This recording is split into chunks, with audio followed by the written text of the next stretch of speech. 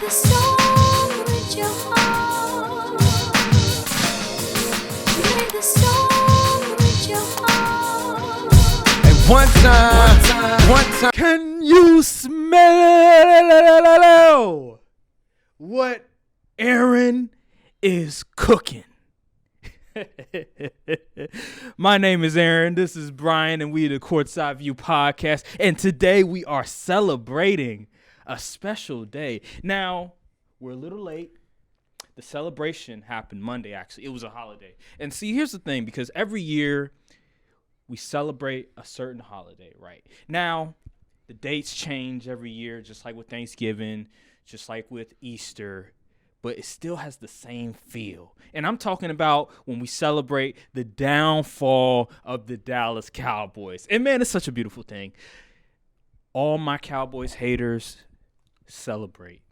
Celebrate with your boy. Celebrate with all of the people that continue to doubt the Cowboys, because it's a beautiful thing. I just have to get that out there. But I don't want to take too much time because I want to give my co-host, Dallas Cowboys diehard fan, Brian, the floor.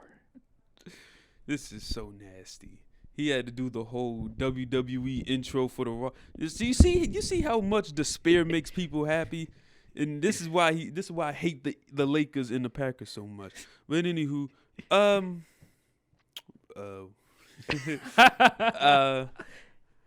not gonna be phony. I had to take this L. My QB sold us out. We could have won this game. There was plenty of plays on offense left to be desired. Like, we left a lot of plays on the field on offense, even some on defense, but mostly offense. And my QB couldn't get the job done. He had probably his worst performance of his career as far as the playoffs go. It was abysmal. I was like, dude, we didn't look locked in at all on offense. CeeDee Lamb looked locked in, but everybody else, it was just bad. Bad performance, bad QB play, bad offensive coordinating. O-line held up decently. I ain't really hear much from Nick Bosa that game, but other than that, it's just a shame, man. The defense came out and played their heart out, made Kyle Shanahan offense look regular, held them to 19 points. QB sold us out. I mean, shoot. But I'm not going to let this get me down. I'm not going to give up on this team. I need Jerry and Steven. Why you rubbing your hands? I need Jerry and Steven. Here's what I need you to do. You know, your whole philosophy of the pie and salary cap boy, we need to throw that out the window. Because if this playoff game showed me anything, it showed me that Dak Prescott is not Pat Mahomes tier. He's not Joe Burrow tier. He's not Lamar Jackson. Lamar Jackson ain't been playing too hot. Excuse me? You can't look at Dak's and Lamar's playoff performance record and be like, one is significantly better than the other. You can't do that. I don't want to get sidetracked. Continue. He's not the upper echelon tier. Frankly, a lot of QBs aren't upper echelon tier. But anywho, you have to put the most and best talent around him as possible. That is how you win in this league. Pat Mahomes and maybe Joe Burrow are the only QBs that can be like, okay, we're going to take these guys that are just wide receiver 2s and 3s and we're going to make a run with them. And we haven't even seen Joe Burrow even do that. So, exactly. So, you got to build the offense up. I mean, that's all I can say. You need to go get aggressive in free agency. You need to draft in the trenches, draft linemen. You know what I'm saying? Like, you just got to change the philosophy because at this point, it's not just a QB or a coaching problem. It's an organizational problem. We've been doing the same stuff for 30 years and getting the same results. Eventually, something has to change. So forget all we like our guys. No, we don't. We don't like our guys. We don't like losing in the divisional round every year. Get us some talent on offense. Go get D-Hop. Go get Brandon Cook. Get somebody. Like, good grief. I'm sick and tired of this. Because at this point, I'm going to stop looking at the players and just look at you, Jerry, Steven, and Kellen Moore. Kellen Moore has got to go. He's got to go. He's not good.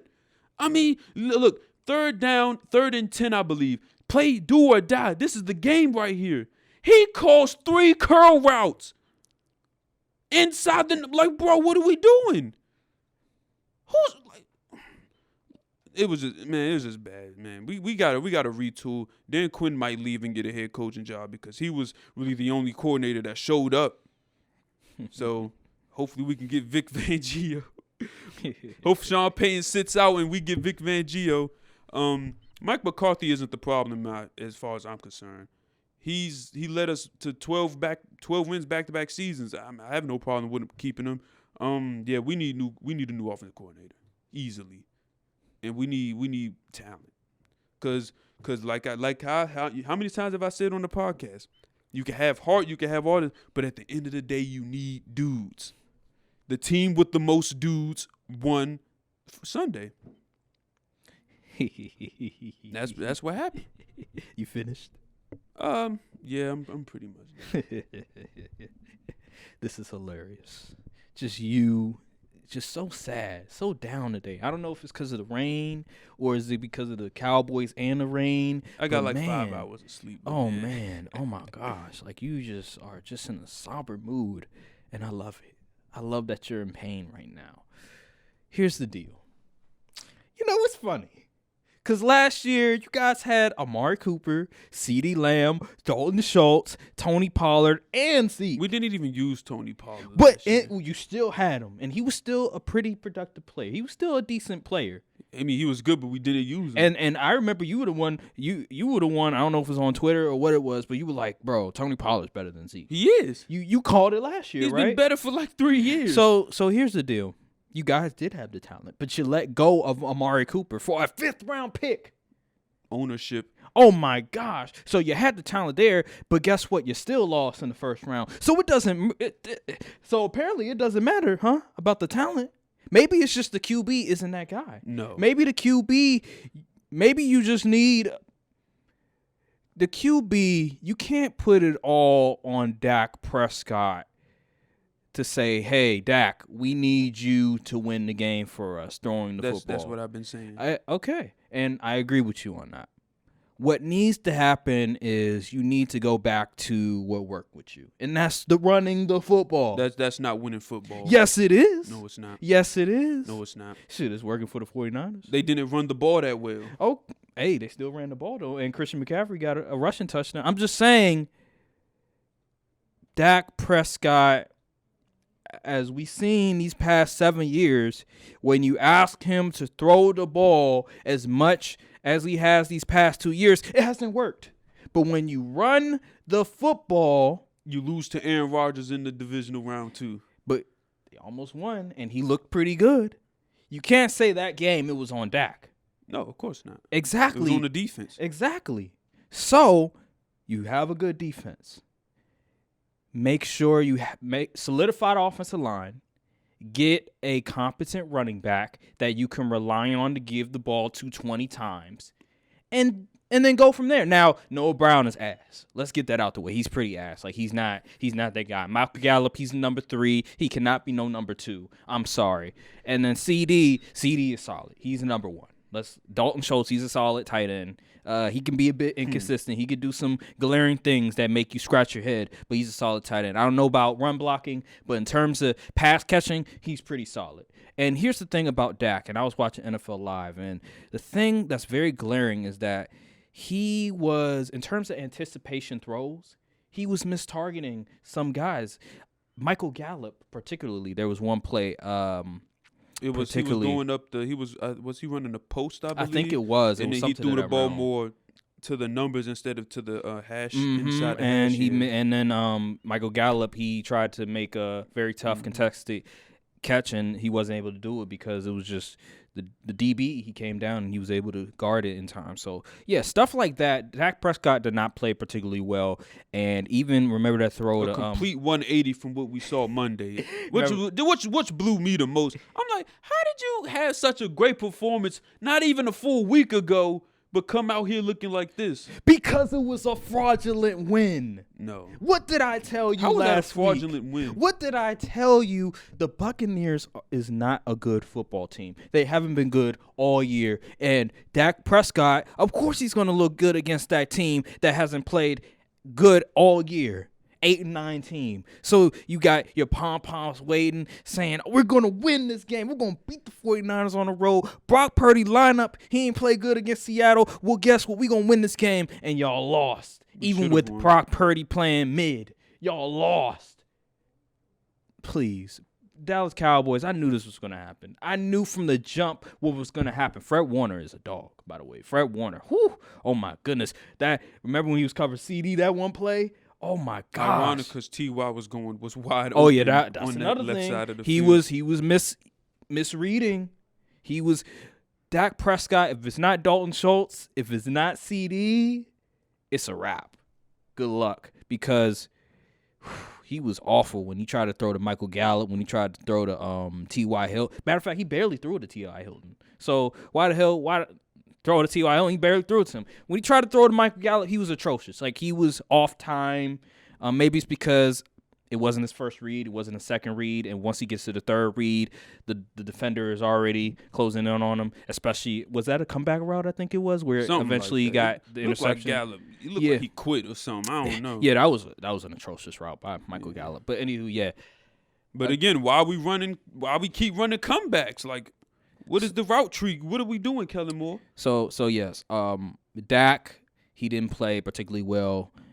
Kellen Moore is also to blame. Just no creativity on the offense. I hate curl routes. Like, curl routes are one of the worst plays, especially in the red zone. Like, one of the things I see a lot, especially with the Green Bay Packers. Like, sometimes they'll run curl routes in the end zone. I'm like, why the hell would you run curl routes in the end zone? It never works. It never works. And so, yeah, I agree with you on that one. Kellen Moore, he was awful. The Curls defense, don't even work in Madden. Why would they work in real life? I don't know. Like, that's atrocious. But anywho, the defense, they played phenomenal. Trayvon Diggs. You know what's funny? He allowed, I think he allowed 0 yards that game, or 1 yard. But he's soft. Like, dog, George Kittle is fumbling with the ball, and you making business decisions. Oh, my God. You're supposed to lay that man out. Oh, man, wow, Trayvon Diggs. And then he had the opportunity to make the play Yes, of the game. and it went through the best thing you're good at, and you get the opportunity, and you let it metaphorically and literally slip through your hands. Oh, my gosh. Biggest moments, always use the things that you think guys that are good at will make when it's the biggest moments. They don't. It's always the Cowboys. Skip Bayless said this one thing. He said the Dallas Cowboys, we call them America's team. He said, no, they're America's tease. And I'll raise you one better. The Dallas Cowboys are America's funniest team. Because it seems like every year you guys do something that is so hilarious, so out of this world, that I just have to sit there and just laugh my ass off just for once, because it's comical. You guys are a comedy as a football team. It's truly hilarious when it comes to Jerry Jones talking in the post game or on the radio show, or when Dak Prescott. They actually haven't been doing much talking after Sunday. Yeah. For once. Yeah, or Dak Prescott, he does whatever it is, and you just look at him like, bro, like, I thought you the $50-$60 man, and you looking worse than Brock Purdy out there. Like, it's just a lot of things that are just so funny when it comes to the Cowboys. So they're America's tease, but they're also America's funniest team. And man, the offseason is gonna be very interesting. We'll see what happens. Will Kellen Moore keep his job? Listen. If Kellen Moore returns, I'm not putting no expectations on the season. I'm so serious. Yeah, well, Like, I will not be excited for game days if Kellen Moore's still on this team and we don't make no offensive upgrades. I'm so serious. keep Kellen Moore. Please, Kellen Panthers, Moore. please high. You know what? Kellen Moore's a great great offensive coach. I think he could be the head coach of the Carolina Panthers. I really do believe that. You hear that, Jerry? He's saying he could be a head coach. He's just not the coach for the Cowboys. You gotta keep him now. Keep Dan Quinn. Push Kellen Moore out the door. No. Dan Quinn, he deserves all the money he can get. And we can give him coach's salary, no cost against Man, the Jerry salary. Jerry cap. he don't be paying coaches like that. He don't be paying. You know we coaches like paid that. him like a head coach salary to stay this year. Give him $5 million. Okay. I said give him 10. Yeah, good luck with that. kidding me? Good luck with that one. He ain't giving no $5 million. Jerry Jones ain't. Yes, giving he him would. $5 million. Okay, whatever. Yes, he would. Yeah, anywho, the Cowboys choked like always. Oh yeah, let's talk about the final drive. Let's talk about that for a minute. What the hell happened with that? Because again, America's funniest team, you guys have no awareness when it comes to the clock at all. It was just atrocious. You guys had the opportunity of a lifetime to get this game tied up, and lo and behold, you couldn't do it. What happened? Well, we had to go like 90 yards in 50 seconds. You've done it before? And we don't have weapons. You've done it before. Remember the Texans? you were praising Dak Prescott when you did it against the Texans. Why can't he do it against the 49ers? You know why. Okay. You know why. Okay. Don't be silly. All right. First of all, the whole offense went to crap once Tony Pollard got hurt before the half. You know, it's funny because immediately after he got hurt, Dak threw an interception. Isn't that something? And you know, it was stupid, too, because it was 2nd and 2. Well, first of all, why are we throwing the ball on 2nd and 2 in their territory? We were in field goal range. I think Jimmy Ward, he knew what Dak's read was gonna be, and he jump cut it. I think he jump cutted the route, and then I think he deflected, and then Fred Warner got the interception, and boom. Yeah, it was a phenomenal play by Jimmy Ward, by the way. But yeah, continue. That was just stupid football. Like we just do stupid stuff. Mm-hmm. Like it's just a mistake. It's just stupid. Like, bro, we need to get this together, man. So yeah, just the final drive. It was some of the worst football just display I've seen, and oh my God, the final play. Talk about just having Zeke line up at center, he gets immediately bulldozed. What are you doing? What are you guys doing? I swear it's a ritual. The NFL is making us do a ritual every year at this point. Oh my! Because there's no way a team should be going out this sad year after year. Oh my goodness! You guys just amaze me every time. Like last year, you guys couldn't spike the ball fast enough on time. This time, you put Zeke as the offensive lineman in center. He get bulldozed over. You gave it to your kick returner. He threw the ball to your kick returner. He didn't even bother trying to throw it. Oh my throw goodness. it to somebody else. Like Cavante Turpin. Oh, he had a touchdown on that kick return. All he had to do, instead of running it to the kicker, all he had to do was just go up the sideline. That's all he had to do. Oh my God. You guys just forget how to play football with us the big as the game. We're a stupid team. Oh, they're not smart. Hey, but you talk about Mike McCarthy. Like, I would have kept Mike McCarthy. But you guys play like that. I mean, the players got to execute. The coach can't go out there and tell them to do stuff. You know, it's just funny, man. You know, I don't want to. I would love to keep talking about this, but if we keep talking about this, it's a shame because the 49ers ain't even play that good. They didn't. At least offensively. They didn't. Both our offensive was trash, but they was just less trash. Yeah, pretty much. They just took advantage of a poorly just executed team. Yep. Pretty much, and now defense they're in can't NFC play all what? How many minutes? 60 minutes? Yeah, something like that. Not gonna be able to do it. Yeah.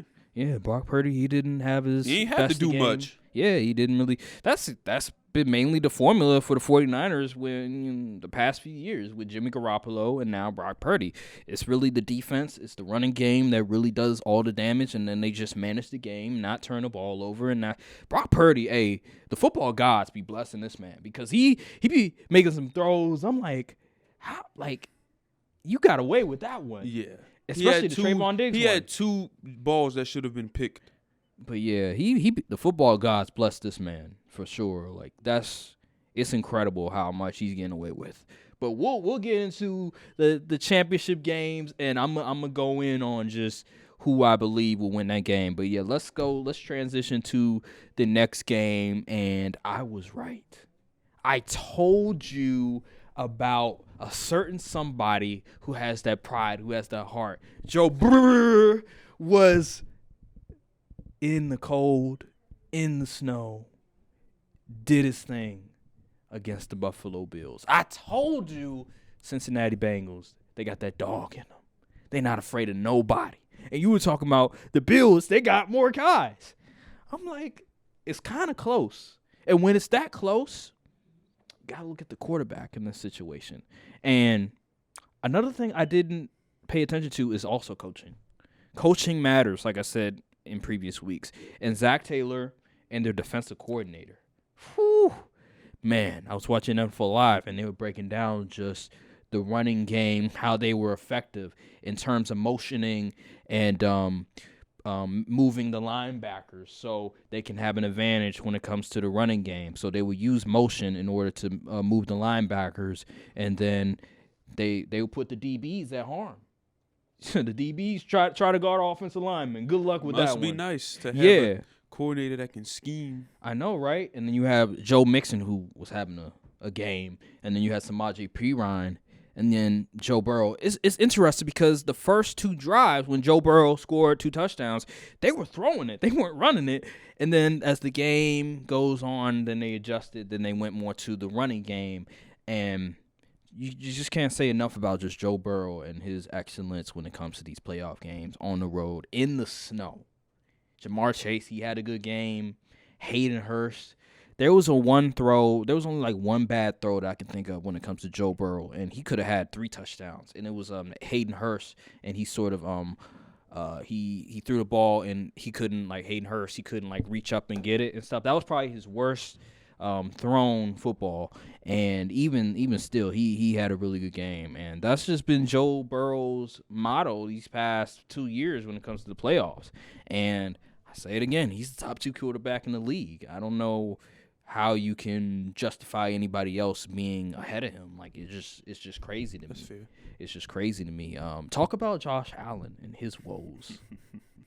And you know it's a shame too, because you look at the Bills Mafia and how they treat their QB after a bad game versus how we treat ours, and it's just like night and day. You know, there's still fans willing to go to bat and go to war for Josh Allen. My fan base, we want to ship Dak into the sun. Like it's shameless. Josh Allen has been playing bad football for the past like 13 games realistically, and Sunday he was bad.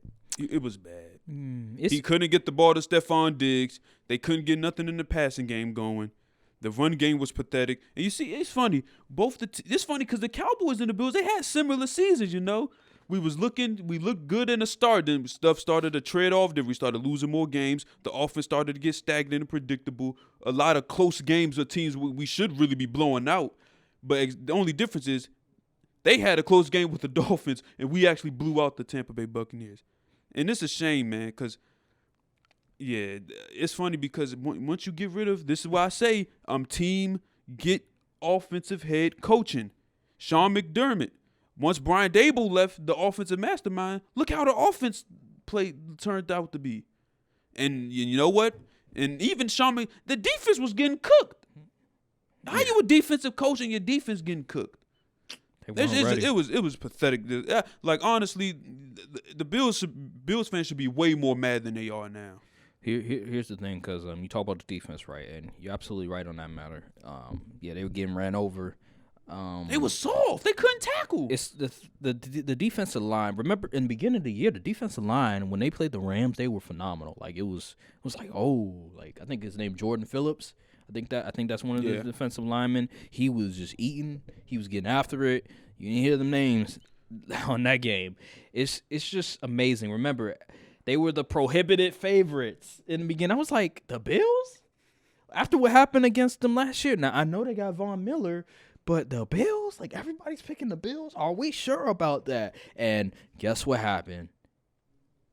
They lose in the second round to the Bengals at home with DeMar Hamlin present. Hey, all these people that saying the conspiracy theories, that wasn't DeMar Hamlin, that was somebody else dressed up as DeMar Hamlin and he's dead. Stop it.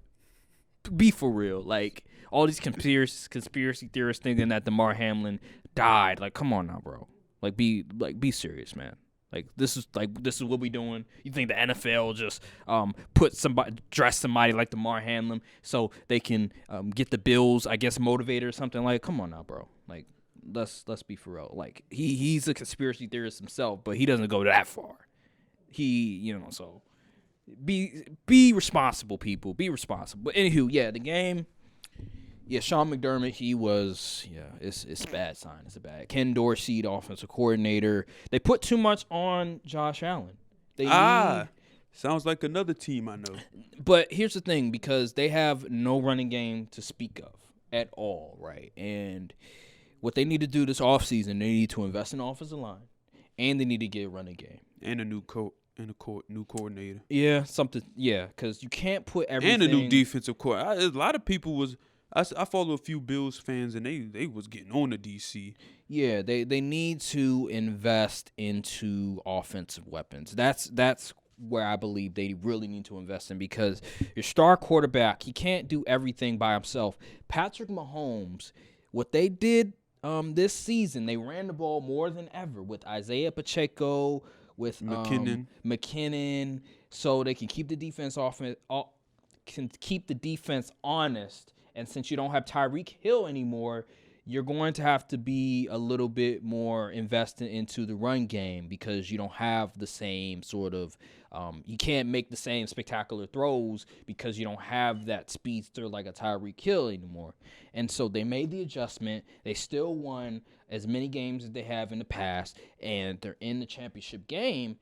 The Bills need to do the same thing. They need to invest into the running game, and they need to also get some offensive linemen. The Chiefs, they invested in offensive line. After the Tampa Bay game, they're like, all right, we got to get some. We need to invest in offensive line because we can't have Patrick Mahomes running for his life. Same thing needs to be applied with the Buffalo Bills. I was watching just a play where the Cincinnati Bengals, to their credit, the way that they were designing sort of the blitz packages was phenomenal. And what they did was they dictated where they want Josh Allen to scramble to. And once they did that, just pick your poison when it comes to the defense, right? And they were able to just get to Josh Allen. Some of that was to the offensive lineman's fault, but at the same time, yeah, that's why you need better offensive linemen. And until they get that settled, they're not going to go nowhere. That's what they need.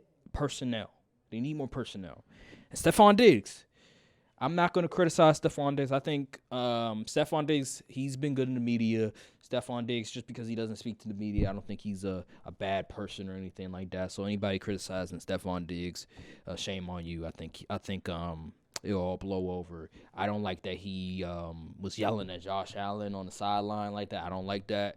I feel like he's a wide receiver. He is. But I think you gotta be more calm in the situation, because he's dealing with stuff too. Like, you're just gonna add I don't know, you just gonna add to the fire? Like, come on now, you're gonna add wood to the fire? Football, they'll be all right. I know, but just you gotta be cool minded, man. Give him some encouragement instead of trying to yell at him. But anywho, let's go to the next games, and let's go to the Eagles and the Giants. You were like, hey, the Giants. You all looking there like the Giants, they might do something. You were like, oh, they might. Hey, the Eagles not gonna cover the spread. I agree with you but yeah, I didn't expect that to be that much of a talk about blowout. that game. Okay. First things first. I'm going back to my original point. The team with the most dudes won, and the talent gap was pretty evident. Saquon couldn't get going. I said, oh, that's game. Mm-hmm. Daniel Jones throwing picks. Oh, that's game. Defense, the Eagles' offense, they ain't really have to do much.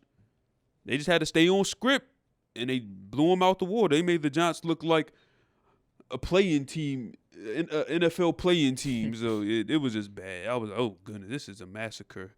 I saw him go up. What was it, 14-0? I was like, yep. I knew that was. I said you can't go down 14 against Jalen Hurts. I think you tweeted something where you were like, PS5 beep. Yep, PS5 beep. Yep. By halftime, it was a wrap. Yeah, it was a wrap. And the Giants are in a situation mm-hmm. because there's a lot of free agents on that roster, and one of them is indeed Daniel Jones. Yes. So do they pay Daniel Jones to stay, or do they bank on getting another QB? That's the $1 million question here. Do you here. franchise tag him? I think you have to franchise tag him. I believe, but isn't the tag based on the current market? Yeah, he'll get paid $31 million. Oh, only 31? Yeah, $31 million. No, that's not bad. I think that'd probably be less than what he get from a contract. So on a yearly average. So I guess that's not bad. I need another year. Honestly, I need another year. Yeah, I'd say re-up on the offensive weapons. Get some more guys that are actually proven wide receivers. run it back, and if he doesn't perform, then you could be like, okay, let's get a new QB. Because the thing is with Daniel Jones is that I think he's been in the league for 5 years, right? Something Yeah. like that. 5 seasons. This is like his first like okay year, solid year. And I you would want to say. know why? Why? Because of Brian Dable. Yeah, so I would say I need to see one more year from him. I can't just bank on just one solid season. I mean, his stats are solid. Like if you watch the games, you watch the film, you'll say, okay, he's making good decisions. But the stats, it could be left to be desired. But yeah, I need another season with him. I need another season with Brian Dable, bringing some offensive weapons, and then I'll say, okay, we'll sign you to an extension. Now here's the thing.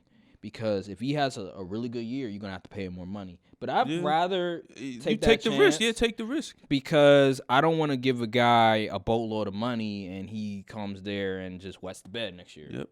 So I would take that chance. I would franchise tag him.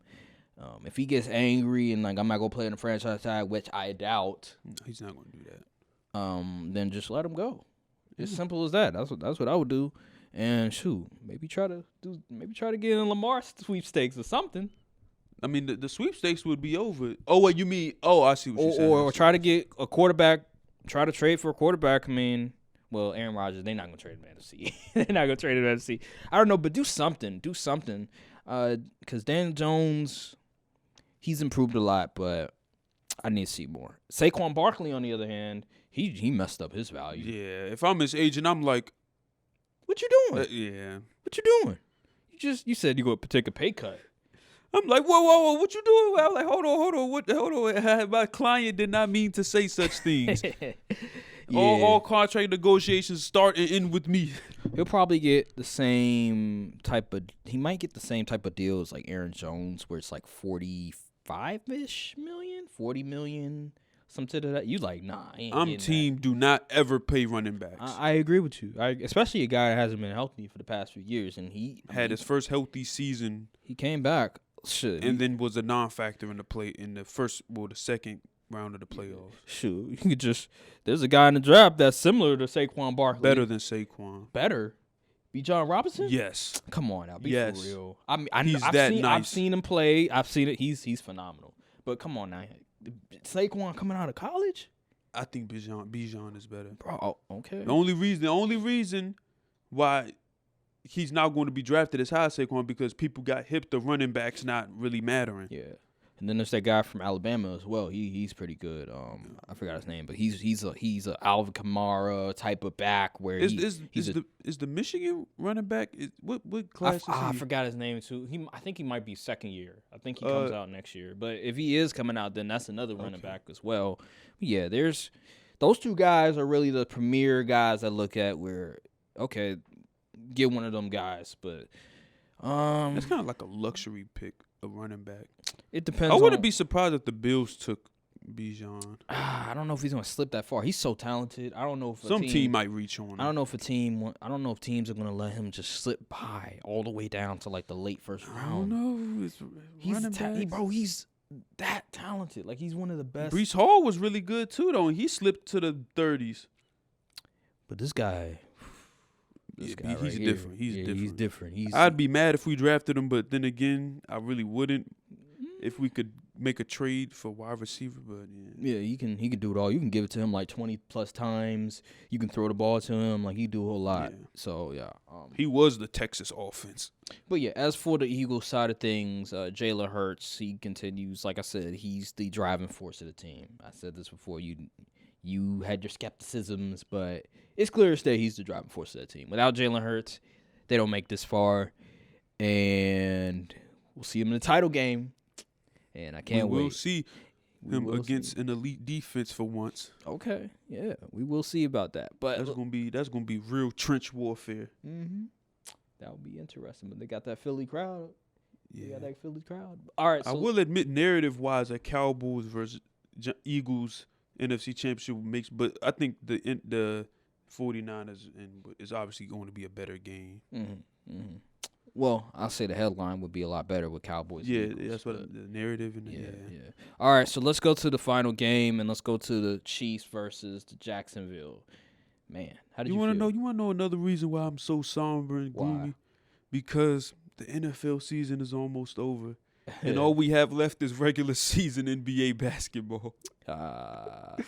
Oh man, the product is so bad in the NBA. Yeah, But come on now. we'll talk about that. Let's continue. Yeah. So you said we got Kansas the City, Chiefs in the band. Oh, man. Yeah. Woo. This is I don't know. It's an interesting game Pat for a little bit of Mahomes things. playing injured, and that Bengals defense has been playing very well. Yeah, we'll get to that. We'll get to that later. But in terms of the game against Jacksonville, I think that it was apparent that Jacksonville, they're still young, inexperienced, and the Kansas City Chiefs took advantage of that. They had an opportunity to like really make it a game, but their inexperienced Trevor Lawrence, Christian Kirk, come on, bro. First of all, what was it? Chris Collinsworth saying he overthrew the ball to Christian Kirk. What were you watching? That was a dime. that was possibly a touchdown. Receiver got to make a play. But then on the other hand, Patrick Mahomes, the dude, He threw the ball at the ground and said it was a great play. I'm like, what? bruh, come on now, bro. Like, what are we doing here? But anyway, yeah, Jacksonville, they had so many opportunities to really make this a game, but the inexperience, it just wasn't there. You know, I mean, it was there, the inexperience, and Trevor Lawrence, he didn't particularly play too well. I think they had 2 turnovers that game. So, yeah, and then the Kansas City Chiefs defense, they did a really good job with their blitz packages. Steve Spagnuolo, the former Giants defensive coordinator, now Chiefs defensive coordinator, he did a really good job with exploiting just the offensive line of the Jacksonville Jaguars. Chris Jones, Frank Clark, they were active all night, and the Chiefs linebackers as well. Got to give them credit, but yeah, Mahomes, he just did his thing on one leg. Are you concerned about the injury? Yes. Because a lot of Pat Mahomes' game is how mobile he is, how he's able to scramble and make a play off script. So going against a team like the Bengals next weekend, this weekend, and having to go against that defense, and you won't be able to have as much mobility to escape out of those tough situations and make a play, it's definitely going to be a hindrance for sure. Yeah, it's going to be problematic because that's what he's great at. He's great at utilizing his legs to extend plays and to evade defenders, right? And now limiting him to just staying in the pocket is going to be he could do it, but you're not utilizing all of his traits. Yep. And that's the one thing that teams try to do. They say keep him in the pocket, don't let him scramble, and let him throw. And I can't think of the last time where that was the case, but it's gonna be a hindrance. Like you said, it's gonna be problematic. And the Bengals, man, there's a reason they're 2.5 point favorite. They're the favorites? Yeah, they're 2.5 point favorite because they entered, the line was Chiefs by 4. Yeah, +4. That's 4. That's suspicious. But then a line moving from -4 to that's suspicious. I'm betting the Chiefs. I'd bet the Chiefs if I was y'all. That's way too suspicious. But yeah, so that was how Caesar Sportsbook looked at it. And so here's the thing about, I'm going to get to that game later. But yeah, that game boiled down to this inexperience from Jacksonville, and just Patrick Mahomes. He was able to do his thing. Even Chiefs with one had leg. more dudes. Yeah, Chad Henne, he came in, good, solid backup, knows the system. He was able to do what he did against the Browns that 1 year, get them down the field, get a few drives going. And, yeah, good about the Chiefs. Good coaching from the Chiefs. Tell you, the team with the dudes will win majority of the time. Yeah. But let's get to just picking the games, right? Let's go to that. But let's start the AFC first. Since we're in the championship game, it's only like 2 games. We're gonna take a little bit longer than usual, right? And sort of analyzing the game, what we think will happen. And let's go to AFC. My game, Chiefs and Bengals. Now, before the playoffs start, I said the Bengals were gonna go to the Super Bowl. And I said that the Bengals were going to beat the Chiefs. And I'm more confident than ever because of Patrick Mahomes' injury. Bengals are favored about 1 point. Okay, so now it's 1 point. So, yeah, Bengals, I have them winning this game. I just think that the Patrick Mahomes injury, the high ankle sprain, is a big deal. Just seeing how they did Josh Allen and how they were able to get him to what's the wrong? ESPN matchup predictors crazy. They got Kansas City with a 65% chance to win. What? Yeah. What in the world? I will say this though. The thing that has me concerned about the Bengals side is the offensive line. And it's specifically because Frank Clark and Chris Jones, those guys are really good, especially Chris Jones. He's all pro. How will they be able to how would the offensive line be able to hold up against those two guys? Like, what will they do in order to get those guys to not get to Joe Burrow? That will be the key to me. If they can negate those two guys from getting to Joe Burrow, I think they win the game. But if the Chiefs do exactly what they did against Jacksonville, where they were able to get those blitz packages and get to the quarterback, it's going to be a long day for Cincinnati. It's going to be real tight. And so whoever is able to win the trenches will win the game, in my opinion. And I think that the Bengals, they will rely on the running game. I won't be surprised if they do more outside runs than before because they don't want to get – because of Chris Jones and Frank Clark. I won't be surprised. I think they'll continue with the whole motioning thing. The Chiefs, they don't have, like, really good linebackers. Like, it's Nick really, Bowen is good. Yeah, but it's really the D line that I think that is more so scary. They do a really good job with blitz packages, but overall, I think that it's the defensive line that's really the one that really is the anchor of the defense. And so it'll come down to the trenches. I think Joe Burrow, he's going to do his thing like always, and he'll get the job done at the end of the day. What you think? I think this is one of the games that'll come down to which team can make 3 big plays first. Okay. So, yeah, I think it's going to be a close game. Like, I don't think the game is going to be as high scoring as people think.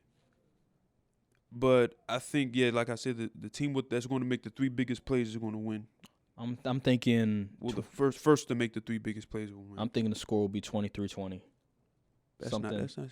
Yeah, because I think that the Chiefs, the way the Bengals defenses looked, and the fact that the Chiefs, they don't have Tyreek Hill anymore. And then they're able to, I said it in the past, they know how to defend Travis Kelce. So it's going to be very hard for the Chiefs to, like, really generate a lot of points, especially with the injury to Patrick Mahomes. So I think it's going to be a defensive battle. Like the Chiefs need to play find the scrub. Yeah. And you already know who I'm talking about. Oh, here we go. The guy play that find the scrub on Eli Apple. He's literally cooked food. The Bills let him off the hook last week. He's not good. Yeah, I agree. I agree with you on that. Everything should be going in that direction. Mm-hmm.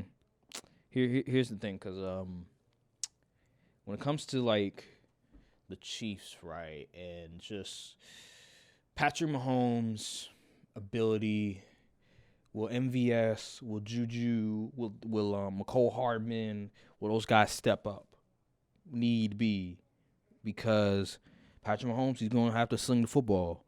Is Travis Kelce the only person that he can rely on in this game? Well, don't forget, the Bills had no run game. At least the Chiefs have run game. That's true. That is so true. maybe they won't have to do too much in the passing game because they can actually run the football effectively. Mm-hmm. 2-back system, and they're both pretty solid, can get you good yards on the ground, and they can catch out the backfield. So I don't think they're going to need to air raid as much as people think. So who do you have winning? I got to go with the Bengals. The Chiefs got to show me they can beat What? the Bengals. What? You're going against your pick in the past? Yeah. So you don't have the answers. Oh yeah, you don't have the answers. You don't have the answers. You said you got the script. You don't have the script. Remember. My source remember? has provided me false information. Oh, false. Okay, all right. Well, you Yeah, don't have the script. The Chiefs got to show me they can beat the Bengals. They haven't done it in the past 2 seasons. So why would I pick them now? Aren't you the one that says it's hard to beat a team 4 times? It is. So wow, you're gonna go with your head this time. Usually you go with your heart. Like with the Cowboys, you went with your heart.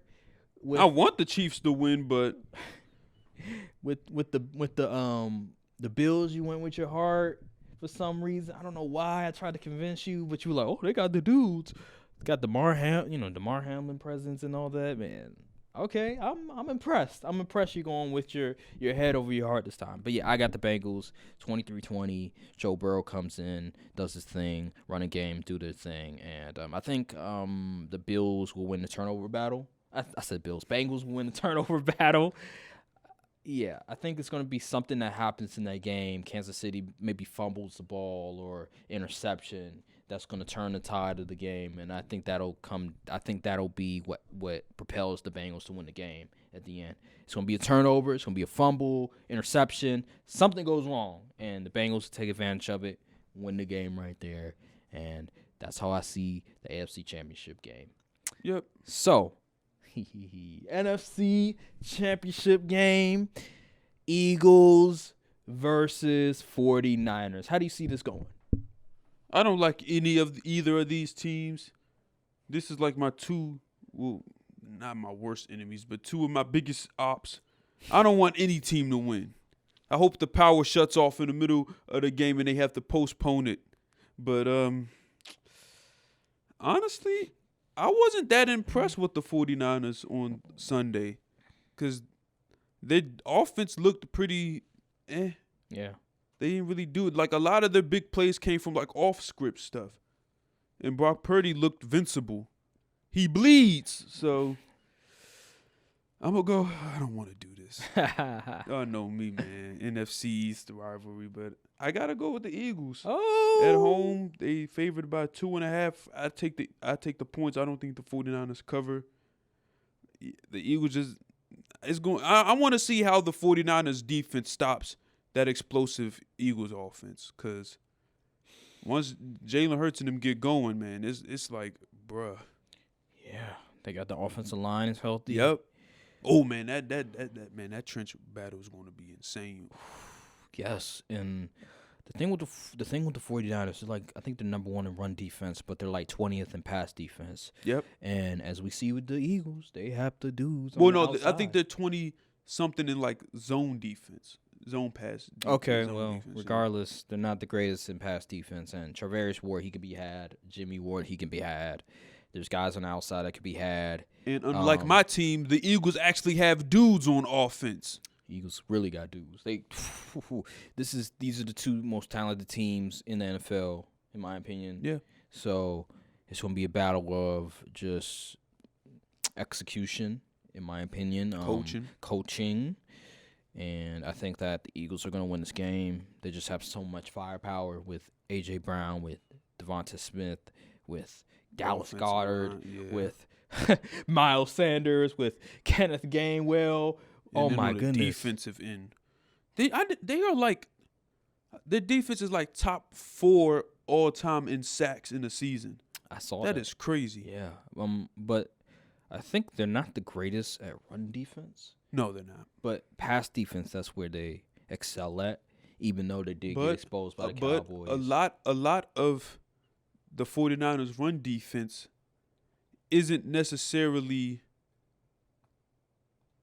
how do I say, they're not like, we're just going to run through. It's more like, it's like a lot of misdirection, a lot of having to make the linebackers and stuff like make a choice. You can coach up to RPO, stop that run. Yep. Motion. Their run defense can be stopped. I mean, we did a pretty good job containing it. I'm telling you, you got to force the 49ers to throw the ball. And you got to force them to throw the ball down the field. Right. Yeah. Because, again, I told you about just the out of position players with McCaffrey, with Debo, with Kittle, with Juszczyk. Those guys, they like to put them out of position, right, to get the defense, confuse the defense. Yep. And like you said, it comes down to get them to throw the ball down the field. Brock Purdy, he's not the greatest at it. He can throw between the numbers, but when it comes to really throwing down the field 20-plus yards, good luck. And you know what's funny? They might not have to now that I'm thinking about it. Because think about it. The thing with the Cowboys is we had a lot of guys that are tall and lanky and could play multiple positions. Like Javon could play linebacker. He could also play safety. McQuamu could play corner. He could play safety. The Eagles don't really have those kind of guys that you could like sub them in for linebackers and have them guard those more athletic guys. Because the 49ers, they're gonna try to get Debo and Kittle on your linebackers. See, the thing is, And I'm not sure if the Eagles linebackers will be up for the task. they have pass rushers, but they don't have like really good coverage guys. Like Brandon Graham, he's a pass rusher. Hassan Reddick, I don't Pass know. rusher. Yeah, he's a pass rusher. I know that for sure. But in terms of coverage, I'm not very familiar with it. Then they have Fletcher Cox. They have the Jordan guy they Davis. drafted, Jordan Davis, Sue. and then I can't think Robert of anybody. Quinn, I can't. they got, Robert yeah. Quinn, but he don't really do much. He hasn't done anything for them. So yeah, that's their formula, and then they got guys on the Hargrave, outside. Javon Hargrave. Yeah, they have guys on the outside with the Slay, CBs and the safeties with CD Deuce. CJ Sauce Gardner. I said Sauce Gardner. CJ Gardner Johnson. Gardner Johnson, and then you have Darius Slay, and then you have James Bradbury. So they don't. That's the thing we're gonna have to see who comes with the linebacking position and how Kyle Shanahan takes advantage of that. It'll be interesting to see because they don't have the coverage linebackers, and I wouldn't be surprised if they use that pick this year on a linebacker. So, yeah. But yeah, I got the Eagles this game. Yeah, I got the Eagles. So I say the score is going to be. It's probably going to be similar to last week's score as far as the top points. So I'm probably going to go with 24-20 Eagles. 24. Yeah. I'm going 2014. I don't think the 49ers offense. I'm not confident that I think what's going to happen is the Eagles will get a game. The score will probably be well, obviously it's going to have to be if they get a touchdown late game. It's going to have to be. You think it'll be like 17-14, then the Eagles score, and then No, actually, I think the 49ers will be leading late. They'll be leading probably early fourth, 20-17. Yeah. And then the Eagles get that game-winning drive. Well, probably not even a game-winning drive. It's probably going to be it's going to be with like 6 minutes left. And they're probably going to have to force Brock Purdy to make a play because you're going to need a touchdown. Field goal ain't going to get the job done. And I think that's probably when he gets his first interception thrown. I think for me, I think what it's going to boil down to, I think that the 49ers, they're just going to go kick a bunch of field goals. It's going to be a bunch of field goals. That's how I'm looking at it. I think the Eagles, they might get maybe 1 or 2 touchdowns or something like that. And I think that they'll just, they'll go to 20. I think it's going to be a defensive battle this entire game. I think so. I don't think it's going to be much of a high-scoring game. This may be one of those games where the team that makes the first 3 biggest plays win, too. Yeah, time possession is going to be important. Also, the turnover battle is going to be important. And I just think that because of Brock Purdy's limitations throwing football, I think it's going to show itself this game, and just continuously kicking field goals is not going to work in the end. And I think that the Eagles, they'll get maybe a touchdown, and that'll propel them over the 49ers. And so that's why I said 2014, because I just think it's going to be a defensive battle. So, yeah, that's our predictions for the AFC-NFC Championship game. Here's a question I have, because there's been sort of this back and forth between Patrick Mahomes and Joe Burrow conversations, right? And there's like this debate. If Joe Burrow beats Patrick Mahomes, is he the top QB? No. I agree with you on that one. But here's the thing. If Joe Burrow wins a Super Bowl ring, right, Okay. does he have a legitimate argument? Yes and no. Because it depends what side of the spectrum you fall. Do you fall under QB wins as a stat, or do you fall under body of work along with stats? Because if you a QB wins kind of guy, you're going to put Joe Burrow above Pat Mahomes. But if you like really analyze the game. Like from a talent perspective, Mahomes blows Burrow out the water. But Talent I wise, mean, there's a but. I mean, if you look at it, Josh Allen blows him out the water. Justin Herbert blows him out the water. You could say Lamar Jackson blows him out the water in terms of talent. But if you look at the quarterback playing quarterback, like in terms of the skill, right, pocket awareness, anticipation, throwing the football, those type of things, those skills, there's not another QB as good when it comes to, unless you say Mahomes, but maybe Mahomes. Isn't Mahomes the MVP? I'm not arguing that. I'm just playing devil's advocate right now. Okay. For the people that look at, if Joe Burrow wins the chip, beats Mahomes, you propel him over Mahomes as the top QB because you look at it, from a skill perspective, playing quarterback, in terms of anticipation throws, in terms of pocket awareness, evading, tackles, whatever, evading defensive linemen, whatever. He's probably the best at it. So just playing devil's advocate. I don't agree. I still think Mahomes is the best. I just think that what Mahomes has done this year without Tyreek Hill, not having the greatest talent. He has Travis Kelce, and that's about it. That's the only all-pro guy. He has Travis Kelce and a bunch of wide receiver 2s and 3s. Yeah, so you got to give him credit on that. He has Andy Reid. Yeah. But Zach Taylor, he's pretty good too. Yeah, he's pretty good. Even though people was calling for his job earlier in the year. Yeah, early in the year, but they made an adjustment. I think they gave Joe Burrow more autonomy on the offensive scheme, I think it was. And then they also made it to where they predicated the offense more to how Joe Burrow likes it and everything. And like you said past week, they stopped just trying to throw the ball. Yep, for take what they give you. Yep. Yep. So being more methodical in their offense against the Bills. What did they do? They didn't just throw the ball down the field. They took what they gave him. He was slicing and dicing. He was picking his spots. Boom, boom, boom. That's what I like about Joe Burrow. He doesn't press. Mm-hmm. Like if you look at like a QB like Dak, he presses a lot. Like it does a lot of unnecessary stuff. But QB like Joe Burrow, they take what they give you. Yeah, because he doesn't seem like afraid of the moment. He doesn't seem scared of the moment, right? That's why they call him Joe Burrow. Joe Burrow. I hate the nicknames that y'all give him. Because it's so Joe nasty. Joe Cool, because he's always calm, collected, like he's been there before, which he has, and so that's why I just like Joe Burrow as a quarterback because you can trust him, unlike a certain quarterback that we know of.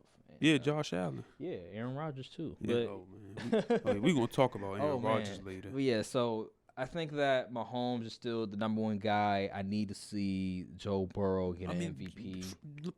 Pat Mahomes made 5 AFC championships in a row. Yeah, that's incredible. And he's been playing for 5 years? Yeah, started 5 years. Yeah. Unbelievable. The Patriots last time, I guess the Patriots did that. I don't know if the Patriots did that where you just make it 5 times in a row. No, Brady made it, I think 8 times in a row.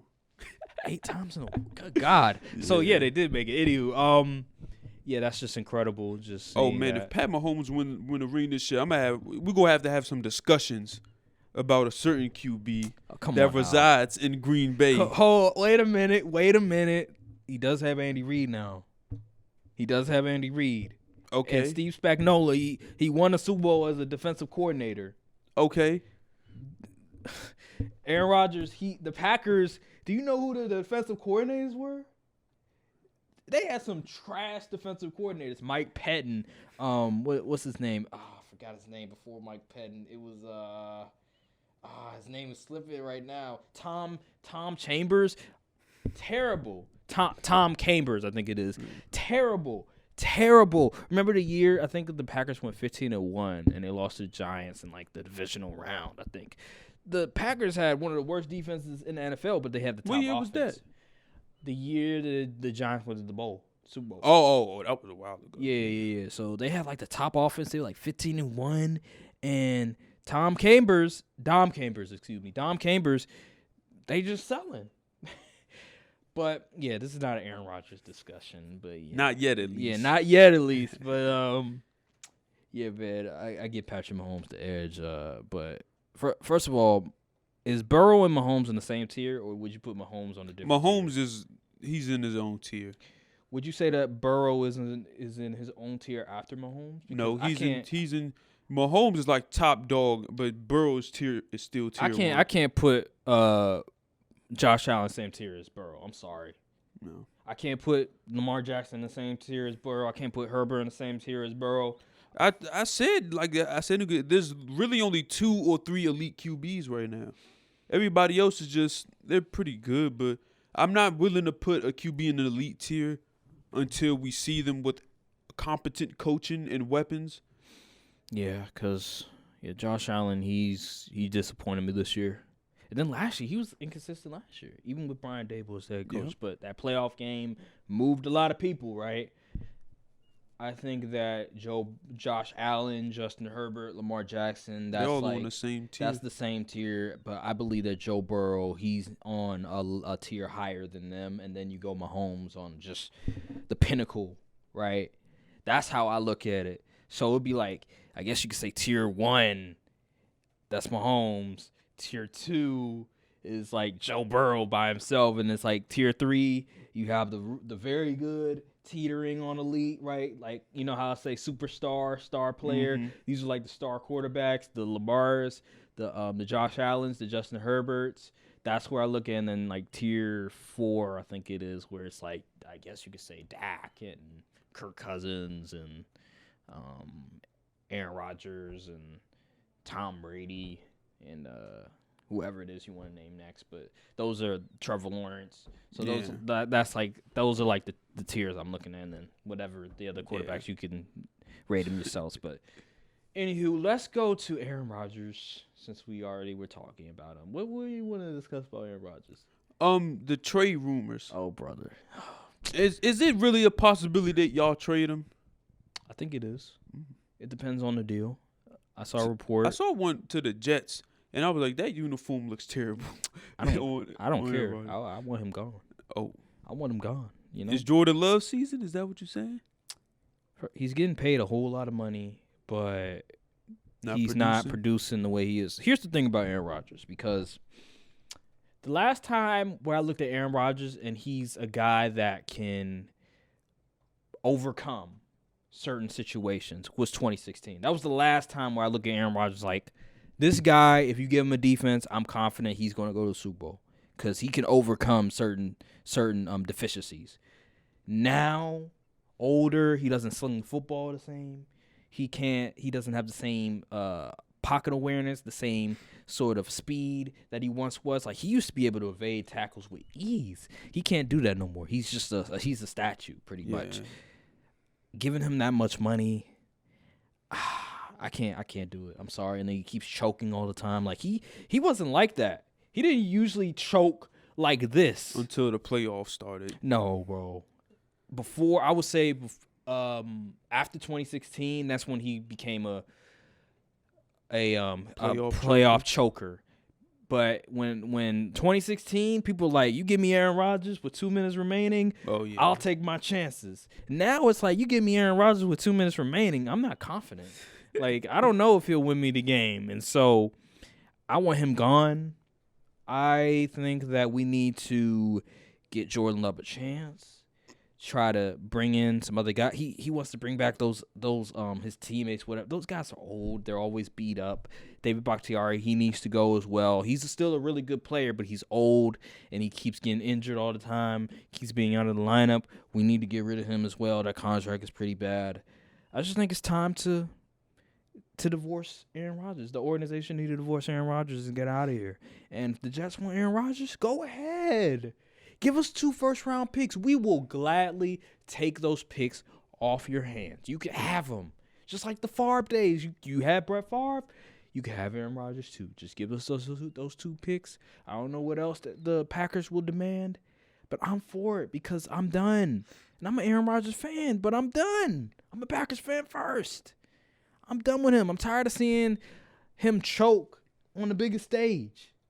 The dude's 38, 39 years old, talking about conspiracy theories and all this other stuff, contemplating retirement, contemplating, oh, do I want to be there or not? Do you want to be here, Aaron? No. Give us a solid answer. Give us a definite answer. Do you want to be there or not? Don't be like, I don't know, maybe. You can't maybe build not. a winning roster with the QB that's halfway in, halfway out. Come you on, either gotta man. be fully in or fully out. Come no on, half man. stepping. You said you weren't going to be like Favre. You are like Favre.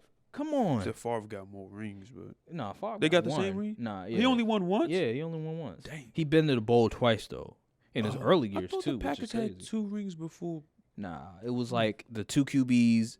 Rodgers got one, and Favre has one. And it was interesting is that Favre, he just like Aaron Rodgers, he went to the bowl in his younger years, but never won again. He could have went when he was on the Vikings, but he threw that pick against the Saints.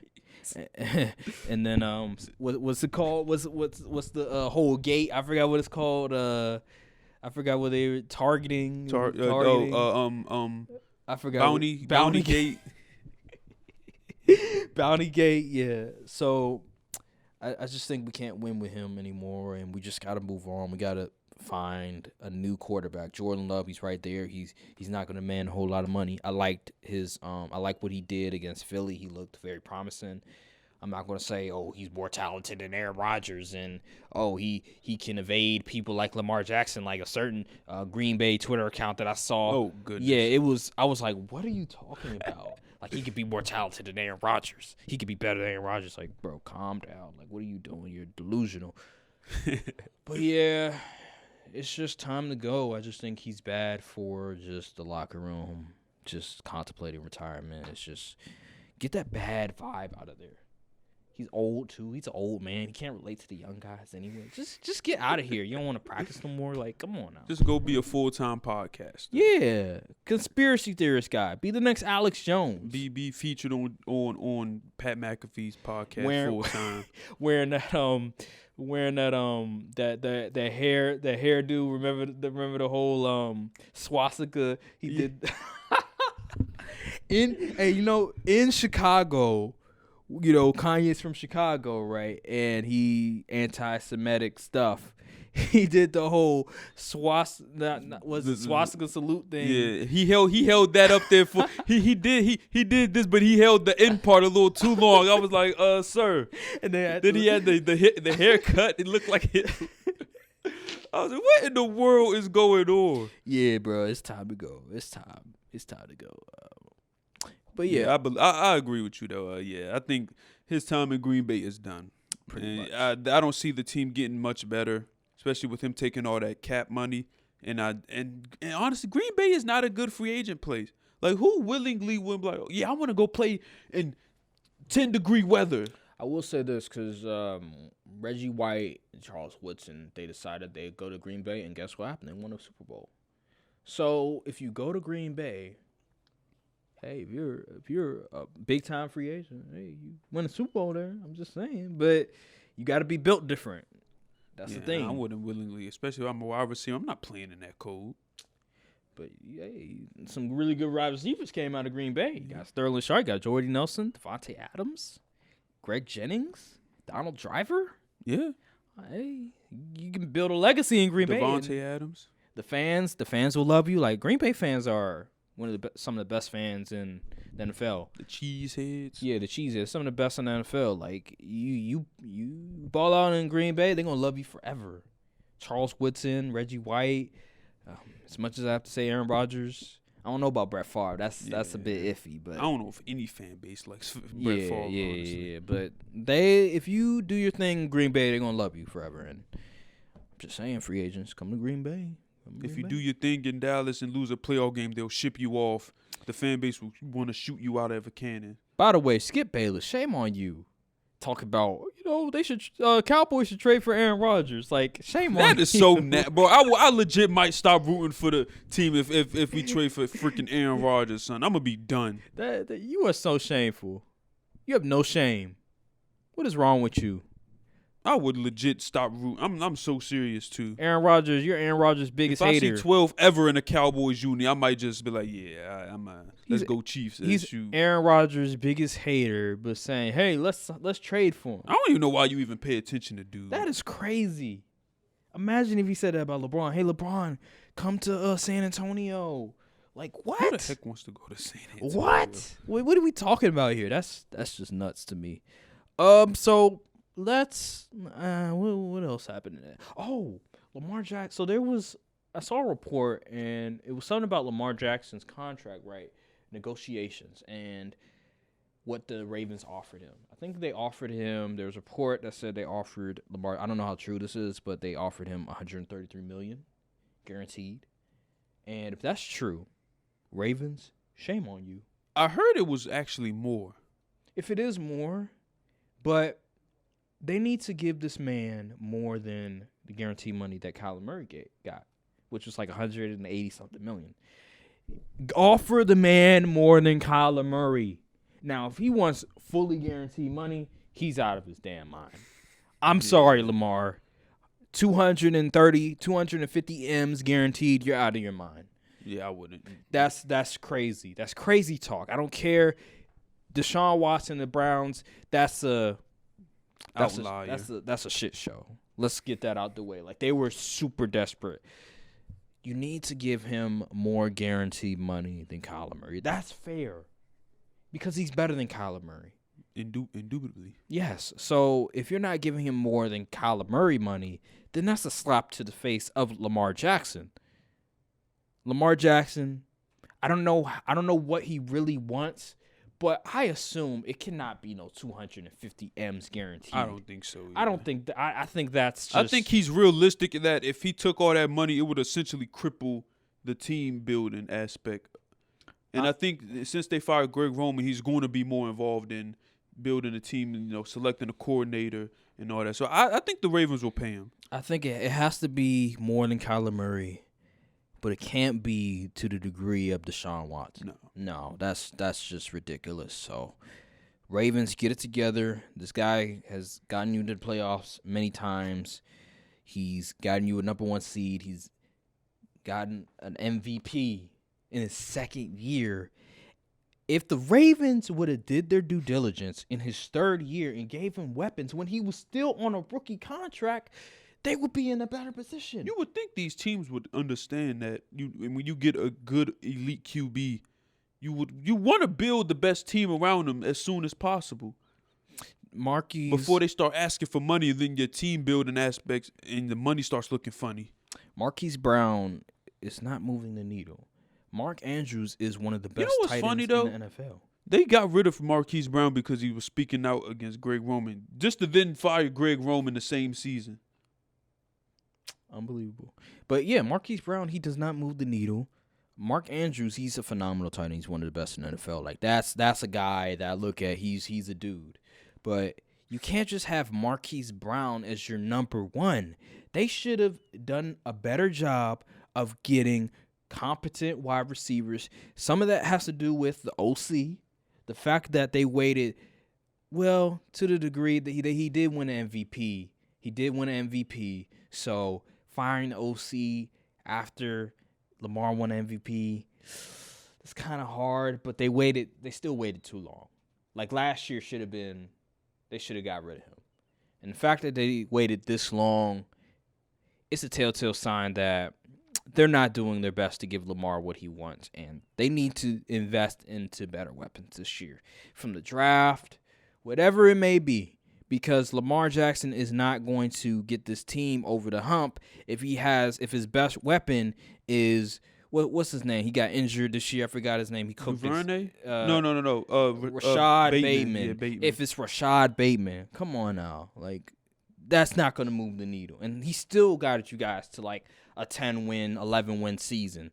So, and they almost beat the Bengals too. So, do your job.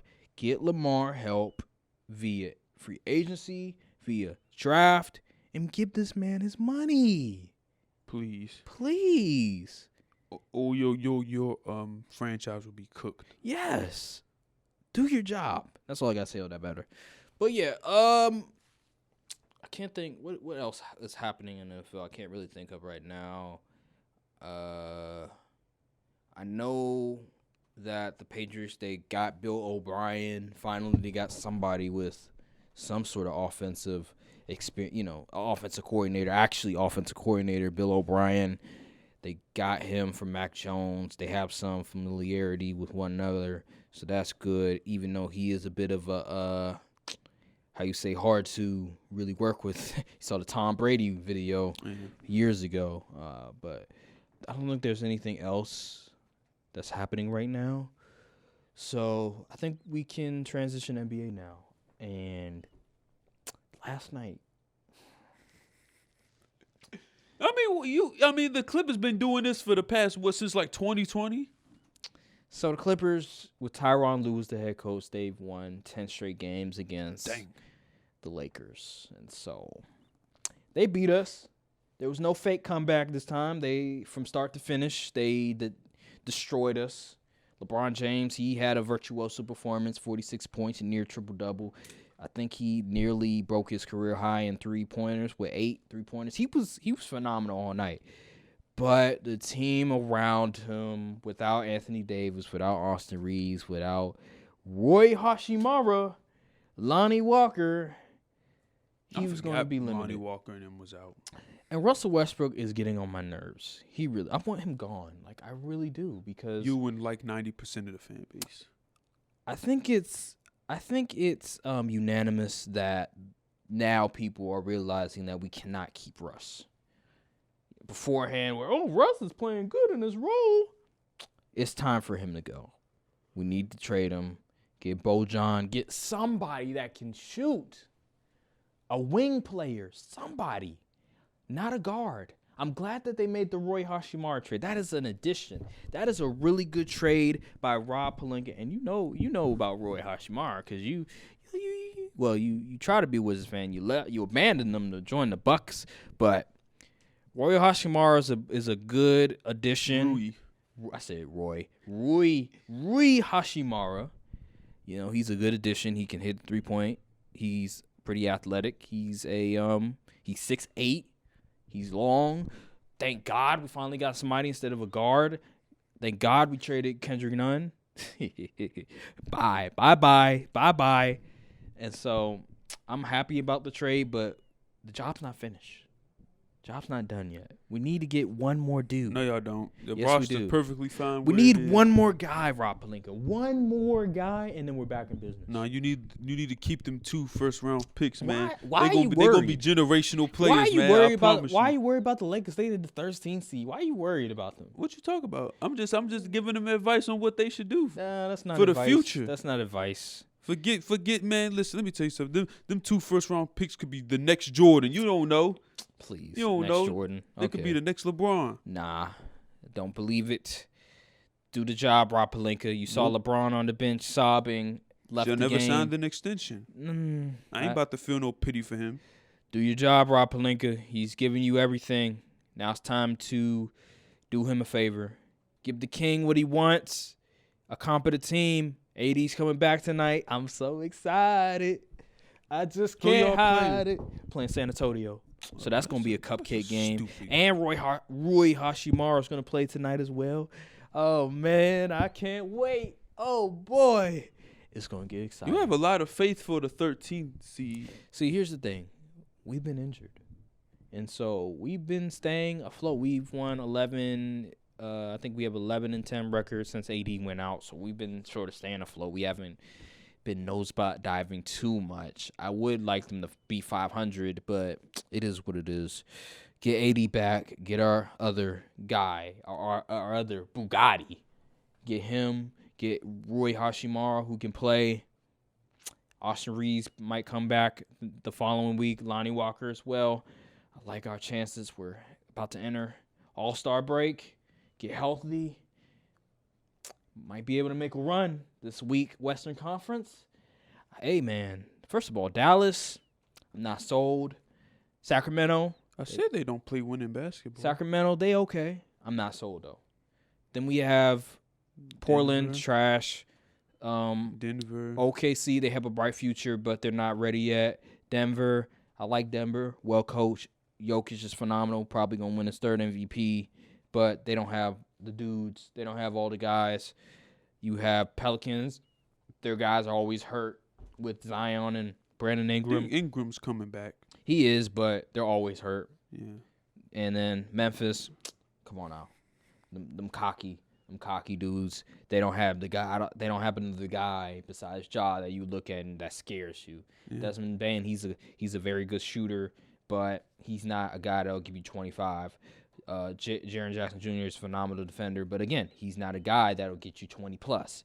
And then you have Steven Adams. He's an enforcer. I think he just sprained his PCL or something like that. He's an enforcer, but again, he's not a guy that will go get you a bucket. They don't have a lot of bucket getters, so it really falls down on Ja. I'm not afraid of Memphis. We just beat. Let's hold up. Let's talk about that game real quick. Hold on. So last Friday, Shannon Sharp. Hey man, I was shocked because they were down by double digits. I was like, oh, here we go again. I'm gonna let me turn the game off. That's what I do whenever they're down by like double digits. I just turn the game off, and then once they get that fake comeback, I come back and watch the game again.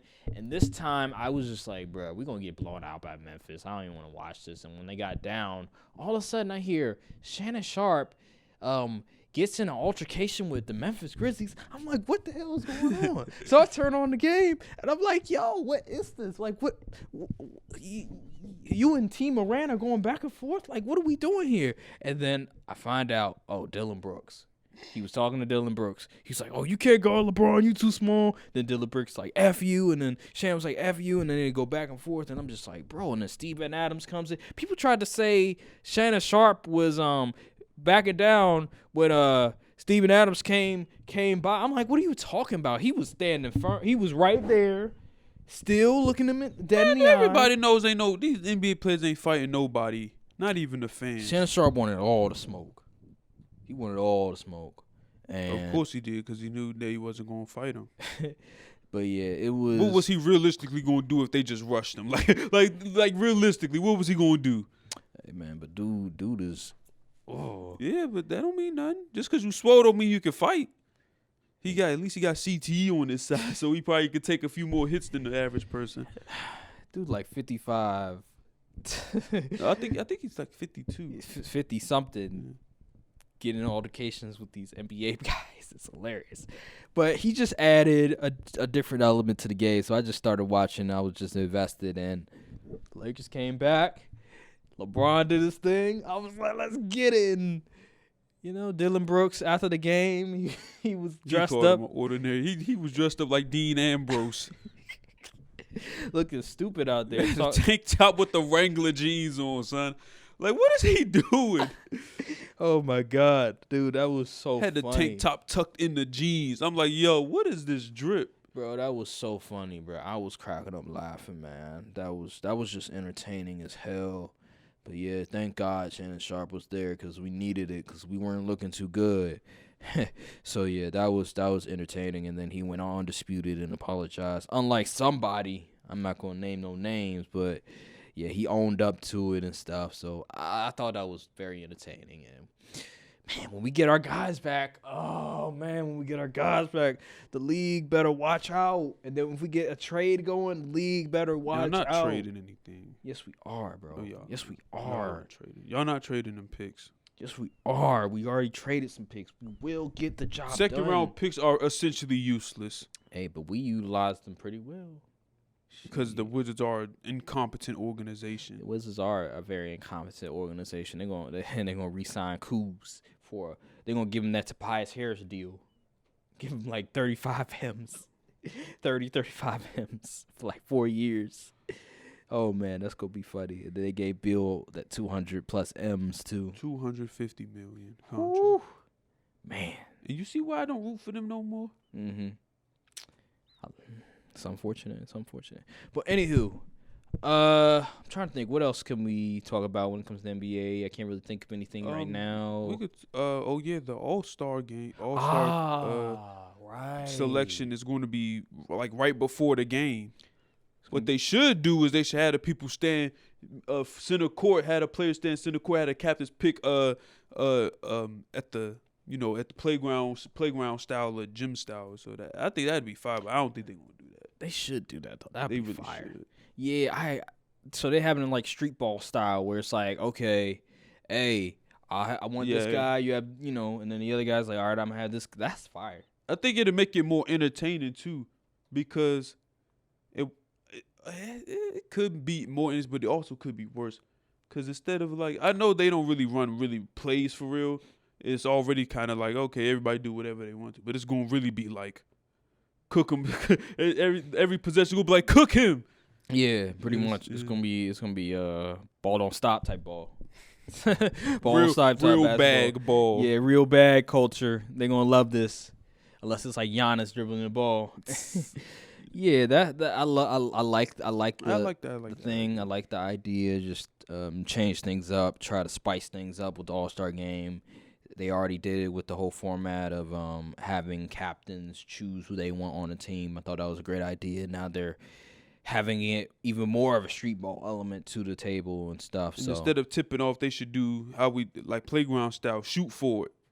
Shoot for the that would be possession. funny. That would be fun. I wish they had like 3-on-3s or 1-on-1 tournaments. I wish they have those, bro. Like, please. I get it. The players, they have egos and stuff, but come on. Yeah. That would be so much fun. Why they haven't done that yet? Instead of having these lame ass dunk contests. Dunk contest ain't been the same since Aaron Gordon and Zach LaVine. Well, actually, the year it was Aaron Gordon and Derrick Jones. It was, that's when Aaron Gordon got cheated. Yeah, he got cheated again. So yeah, it hasn't been the same. That shit dunk. Oh my goodness, it was terrible. I can't even remember. That's how bad it was. I was at dinner and I was watching it on the screen. I was like, this is terrible. Who won? They couldn't. I don't even know. They couldn't complete a dunk. I can't. Nah, the one year where I think it was Anthony Simmons won, that was the worst one. I think that was the worst one. I don't think it was worse than Bro, last year. they couldn't make a dunk. I think that was one year. I remember a lot of guys. Last year was the worst. I don't even know who won last year. Yeah, I can't. Let me see. I would go.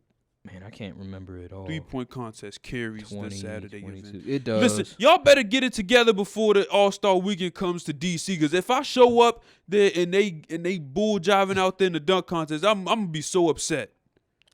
Okay, so because I'm in the building in 2025.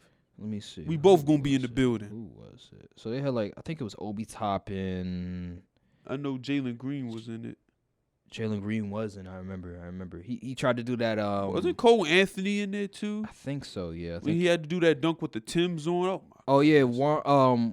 Toscano Anderson was in it too. I remember. I was like, why not? That's the wrong Warrior. It should have been Jonathan Kuminga, not Toscano Anderson. But he was in it. Obi Toppin was in it. Yeah. Anthony. Oh wait. Oh yeah. Anthony Simons. He was in it. I think he was too. Yeah. Last year. Yeah, he was, because he was the winner. I guess he did it again, and then he had Cole Anthony as well. I think the best ones didn't Obi win? Yeah, I think he did win. He had some solid dunks, but yeah, it wasn't that great. And then the year before was worse though. They literally couldn't make a dunk. Who was the year before?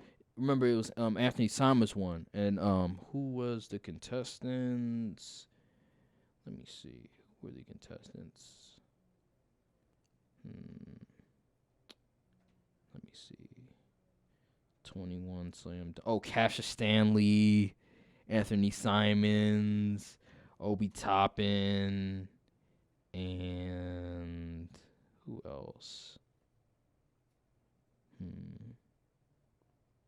Yeah, you don't really have the name. Yeah, I get the point. It was 3 people. It was only 3 people? Yeah. It was Anthony Simons, Obi Toppin, and Cassius Stanley. What? Oh yeah, that's probably it was pretty bad. Yeah, it was pretty bad. So at least the 3-point contest don't disappoint. Yeah, that's usually what's good. But I wish they had 1-on-1 tournaments or 3v3s. I can't think of anything else that's happening in the NBA. Is there anything else? NBA? Yeah. I do want to have oh my goodness, regular season ball. It's nearly unwatchable at this point. Really? Like like, all these guys just score all these points. Everybody's getting 40, but like it's watering down the product. Because if everybody can hoop and drop 40, then it's not special. I don't know. Like it's no defense being played. It's mostly ISO ball. It's just like it's just not fun to watch. Like I'm not invested into the regular season at all. Like the stakes aren't high. There's no team that's cut and dry ahead of everybody. There's really no teams that's must see basketball. All of them just like. I will say this, that with the Western Conference and the way that it's looking, just the inconsistency from the teams. You just look at the standings alone. It's not that good. Every team is like a half game out, two half games out. It's been some bad. There's only one good team in the West, in my opinion, right now, and that's the Nuggets. And even I'm not a believer still. And then you go to the East. The Celtics are great, but they have their moments. They lost to the Magic the other night, and they lost to the Heat, who have been struggling. Then you have the Bucks, who still dealing with injuries with Middleton. You have the Philadelphia segment. They've been playing pretty good ball, but they also have their hiccups too. Then you have Brooklyn, where Kevin Durant, he's injured, so Kyrie Irving. Wait a minute. Ben Simmons has been awful. Who would have thought? Bruh. Well, we already talked Literally about everybody. We already talked about the donut game where he had 0 points, but he had 13 assists. He had like 10 rebounds. He's just something mentally, something psychologically is up with this man. The fact that he doesn't want to attempt a shot. What? I don't know. What is going on with this man? I don't even want to get to the contract. Dude used to be aggressive on offense. His rookie year, he would attack the basket. I'm looking at Nick Claxton. He's doing some of the things that Ben Simmons used to do that he should be doing. Attacking the basket when you get the ball. Instead, he's passing the ball off. When you could just say, bro, you're literally like 6'10", can have a 40-inch vertical. You telling me a big man that could barely jump off the floor is going to stop you from getting to the rim? Come on, Ben Simmons. He ain't got dog in him. Be for real. Like, whatever happened to him in that Atlanta Hawks series broke him. He's broken. Literally and figuratively speaking. Because that jump shot, he doesn't want to attempt a jump shot. He doesn't want to attempt a layup. A layup. Kyrie has to say, come on, Ben. Shoot it, Ben. What? A professional basketball player? A professional basketball player has to be told by another professional basketball player, shoot it, Ben. A 6'10" guy? Really? A 3-time All-Star. All-NBA player is that broken where Kyrie has to say, shoot it, Ben? Ben Simmons is broken, man. How do you feel about Ben Simmons? You pretty much said it, though. I mean, shoot, I don't even know what's wrong with dude. He need to get his mind right, but I don't think he can. Does he? He has zero dog. Does he care?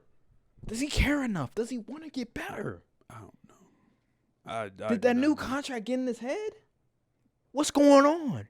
You're supposed to be the next Magic, next LeBron, like some of these people said. You're not even Draymond Green right now. At least Draymond Green tries to attack the basket, tries to score. At least shoot. You're not even that. Even Patrick Beverly even attempts a shot or tries to do something. This guy doesn't even try to attempt a shot, and when he does, it's horrible. That is wild. The Sixers fleeced the Brooklyn Nets, and they gave up picks too. I don't even know what those picks have generated into, but man, they might. Yeah, I don't know. Wow, the way that Ben Simmons is looking, it's just crazy. And then all these people like, well, he doesn't need to do that. When it comes playoff time, when the possessions become more valuable, when the game slows down, and you have Ben Simmons on the court, and he doesn't even attempt a shot, and when he does, he's going to miss it most of the time. He's a liability. It's a sad thing to see. But is there anything else that we need to talk about when it comes to the NBA? Nah. Okay. All right. Well, I think that'll do it, guys. Thank you guys for watching. Make sure to like, subscribe, comment down below, follow the socials. We post a lot of original Instagram content, so check out Instagram. We also post some things on Twitter. You know, we give our opinions on Twitter. Soon. TikTok, and also a website coming soon. Yes. So check that out as well. All type of logo that we getting all of that. Yes, so stay tuned on that, and we will see you guys. And please stop cooking me in the shorts. You know, please listen. I didn't know. Please, I'm an innocent bystander. Yes, and Joe Burrow is gonna show the world again why he's that dude, why he's a dog. So yeah, see you guys in next episode. Peace. Well, I put my life in these sentences. Fucking right, it's either that or life sentences. I'm relatives with Benjamin. I used to give a fuck about my luck when I was innocent. Now what the fuck is up? I'm at your neck like a penalty, nigga.